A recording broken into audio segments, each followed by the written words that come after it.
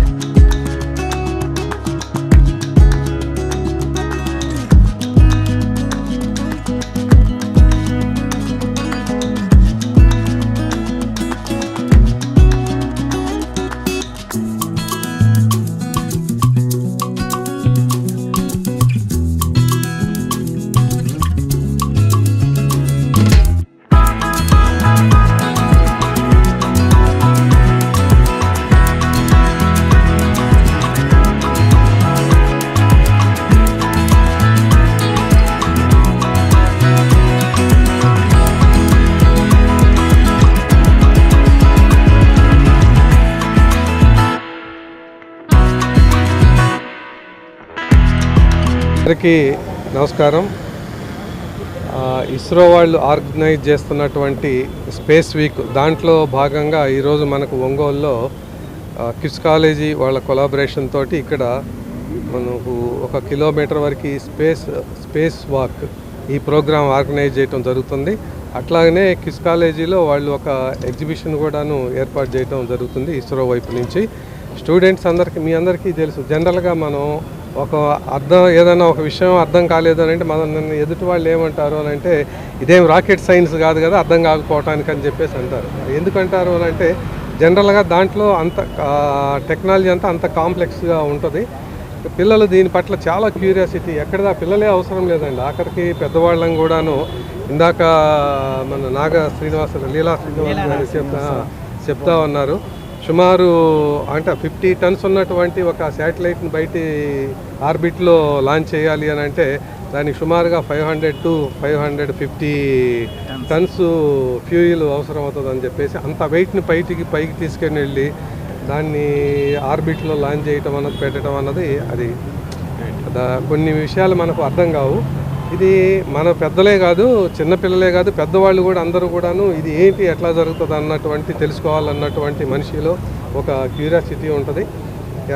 దానికి తగ్గట్టుగానే మనకు వీళ్ళు ఏర్పాటు చేస్తున్నటువంటి ఈ కార్యక్రమం కూడాను దాని పట్ల అవగాహన కల్పించుకోవడానికి అందరికీ కూడాను ఉపయోగపడుతుంది.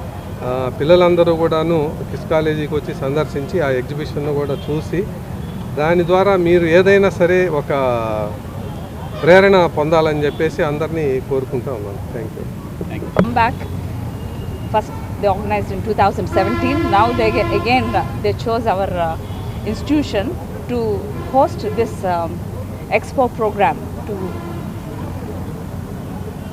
bring awareness of the Indian Space Research Organization and its developments to the school age group students as well as the students who are in the technical field.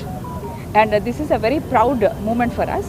And in this we thank first also the district police and DSP Srinivas Rao Garu for honoring this invitation and being there to open this rally this afternoon.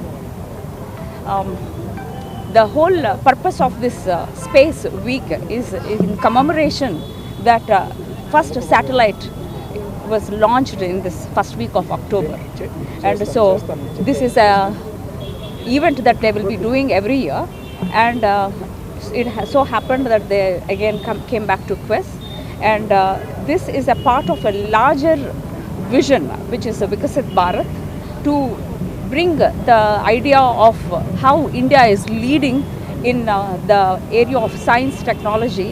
And ISRO has already showed on numerous occasions how big of a nation it is regionally. It is a big leader, and also in the world, after showcasing the achievements of launching very cost-effective satellites in the world. Now, among all the countries, even the so-called very rich nations, India has pioneered the technology to launch satellites at a very, very reasonable cost, and they are the first ones to launch Chandrayaan in the south pole of moon, which is the greatest achievement historically, and it will remain a historical, it made history for life. And numerous satellites have been launched, and so this program, where it is organizing such an expo in districts like this, brings so much awareness to the students. They are indirectly sending a message to the schools that science, technology, engineering and mathematics STEM program is very important for nation building and for to become world leaders. The STEM program will help the students for increasing their curiosity, creativity, and coming up with the solutions for the rapid growth of the world, and as a nation also to bring solutions to the country. And I think this kind of awareness programs will enable students to pursue scientific paths, not just going into regular employments, but to have that research curiosity, innovative curiosity, to become scientists, to become entrepreneurs, and beyond. And so the society is growing so fast, and I think we need these satellites to improve so much communications, agriculture, to transcend different sectors and to provide we should have become the global leader. And again I need to thank Leela Prasad garu and Deputy Director Gopi Krishna garu for giving us the opportunity to host this expo. And we want all the students and also parents in the city to come forward and visit our organization and look at this expo and learn from it what ISRO is offering. And it's a great experience for the students and for the community to understand that Sriharikota is doing a huge deal, and we are so much in close proximity, and this is where students should make the best utilization of the services. Thank you. మన భారత అంతరిక్ష సంస్థ తరపున ఈ world space week అనే కార్యక్రమం సంవత్సరం నిర్వహించడం జరుగుతుంది. ప్రతి సంవత్సరము కొన్ని ముఖ్యమైన పట్టణాల్లో, విలేజెస్లో ఈ స్పేస్ గురించి విద్యార్థులకు అవగాహన కల్పించే విధంగా మనం ఈ ప్రోగ్రాం నిర్వహిస్తున్నాము. అక్టోబర్ 3 నుంచి 10 వరకు రకరకాల కార్యక్రమాలు నిర్వహిస్తున్నాము. ఇందులో భాగంగా ఈరోజు మన క్రిస్ కాలేజ్ మేనేజ్మెంట్ వాళ్ళు అగ్రి అయ్యారు మన ఈ ప్రోగ్రాం ఒంగోలు కండక్ట్ చేయడానికి. సో ఈ సంవత్సరం మన శ్రీహరికోట కేంద్రం తరఫున మన ఆంధ్రప్రదేశ్లో ఒంగోలు నందు, తర్వాత బొబ్బిలి నందు, తర్వాత శ్రీహరికోట నందు కూడా మనం ఈ ప్రోగ్రామ్స్ నిర్వహిస్తున్నాము. నిన్ననే శ్రీహరికోటలో ఇనాగ్రేషన్ ప్రోగ్రామ్ జరిగింది. వివిధ కాలేజీలు, స్కూల్స్ నుంచి విద్యార్థులందరికీ కూడా శ్రీహరికోట సందర్శన మనం అవకాశం కల్పిస్తున్నాము. అదేవిధంగా ఈరోజు we want reach the public మనం వచ్చేసి వివిధ పట్టణాల్లో ఈ కార్యక్రమం నిర్వహించి మా రాకెట్ మోడల్స్ కానీ, డిస్ప్లేస్ కానీ రకరకాల మా శాస్త్రవేత్తలు అందరూ ఇక్కడికి వచ్చి మన విద్యార్థులకు, తర్వాత సామాన్య ప్రజానికానికి ఈ స్పేస్ గురించి అవగాహన కల్పించే విధంగా మనము ఈ కార్యక్రమం నిర్వహించడం జరుగుతుంది. సో ఈరోజు ఈ స్పేస్ వాక్ నిర్వహిస్తున్నాం. దీని ద్వారా ప్రజలలో ఈ అంతరిక్షం ద్వారా సామాన్య మానవుడికి ఎలాంటి ప్రయోజనం కలుగుతున్నాయన్న భావాన్ని ప్రజలందరూ తీసుకుని పోయే విధంగా మనము ఈ స్పేస్ వాక్ నిర్వహించడం జరుగుతుంది. ఈ కార్యక్రమాన్ని ఇక్కడ నిర్వహించేందుకు మాకు అనుమతించినటువంటి క్రిస్ కాలేజ్ మేనేజ్మెంట్కు, తర్వాత మన పోలీస్ శాఖ వారికి కూడా మా ఇస్రో తరఫున ధన్యవాదాలు తెలుపుకుంటున్నాను.